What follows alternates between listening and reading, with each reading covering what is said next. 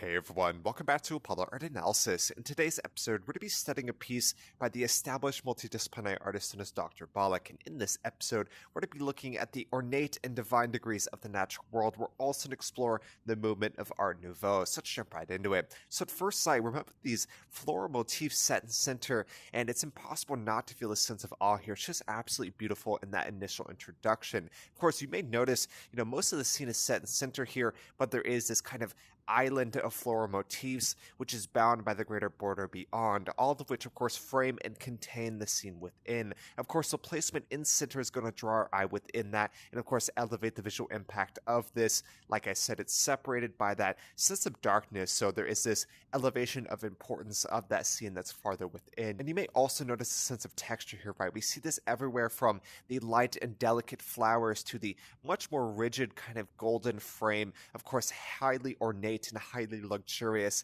in that final result. And the colors within this composition, I see two main color schemes present. We have the analogous of this blue, green, and kind of lilac purplish, of course, analogous being balanced, and then you also have the contrast. That is going to be that gold against that blue. So that gold, of course, is going to be the further trim, that border all around it, but that frames and contains the beautiful and harmonious scene that's farther within. You may also notice, the kind of near symmetrical scene, right? This is split across a vertical central axis, of course, mirrored across either side. Of course, it's not perfectly symmetrical, but it is quite close to perfect symmetry. Symmetrical scenes always offer a sense of balance, order, and harmony, especially. I think we certainly see that here. And I want to ask you guys, how do y'all feel when you first saw this work? To understand this work, you must look no further than Art Nouveau itself. Art Nouveau is a movement which found its rise in Western Europe, particularly in the streets of Paris and then Greater France as a whole. Of course, it is highly ornate, it is luxurious, it is absolutely lavish to every degree.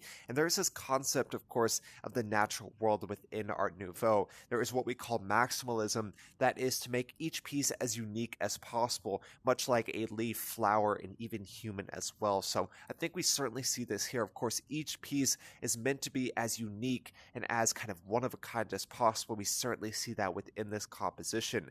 That is in direct contradiction to the kind of industrials and eventually Bauhaus movement, which is kind of the mass production of industrialism. This is a rejection of that. It mixes the intersection of crafts with the rejections of industrialism to create a very stunning and one-of-a-kind quality to each work which we see within the Art Nouveau movement. And of course, France is really a mecca of art in many different ways. Before that was transferred to something like New York City, France was the hub for so many artists. If you want to make it, if you want to kind of come to the cultural center of art, France and of course Paris is going to be the place to do so. So it's kind of inevitable that Art Nouveau would kind of rise out of that. And you may also notice, the Grand Palais is peaking in the upper right corner. I have another work from drbolick. We're going to take a look at that in just a second, but the palace of the Grand Palais is especially relevant within this work, but even more so in that which I'm going to bring in just a second. It is a very luxurious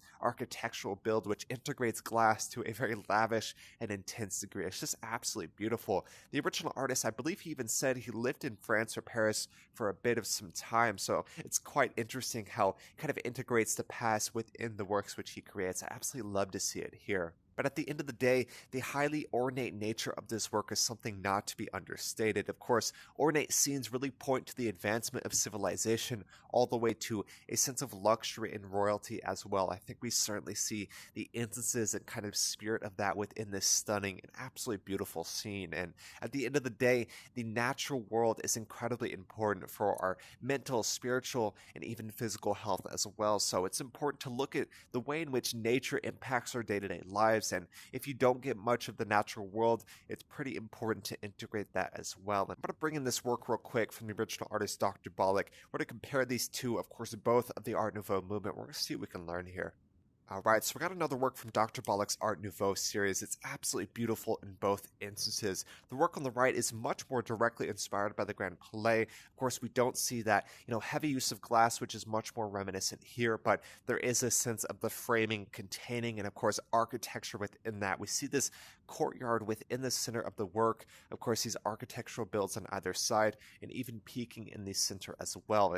It's almost reminiscent of a window, kind of looking out at the greater courtyard of the though it's hard to say exactly what we're looking at. But regardless, you see the ornate nature in both these stunning scenes, right? A sense of luxury is just inherent. The integration of nature is second to none as well. You have this green foliage, you have these, kind of vine-like snakes that are going throughout the composition, much like the work before us. Here you have those flower motifs. So the integration of nature is such an important part of Art Nouveau. Like I said, this is Dr. Bollock's Art Nouveau series, that really explores the limits of that using the AI Generative medium. So just want to bring that in real quick and talk a bit more about the Art Nouveau series created by Dr. Bollock.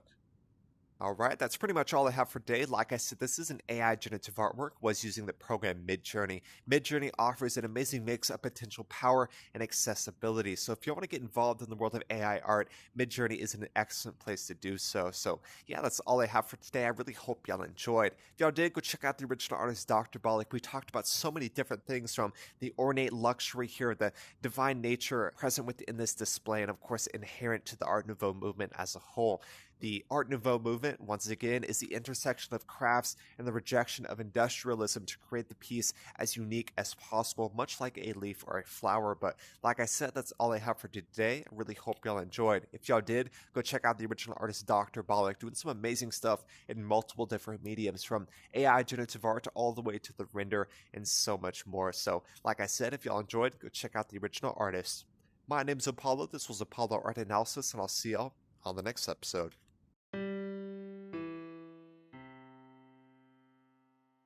We hope you enjoyed today's episode. If you'd like to support our work directly, please check out our Apollo community tokens. Apollo Art Exchange is an ecosystem of art appreciation which elevates artists each and every day. Thanks for listening.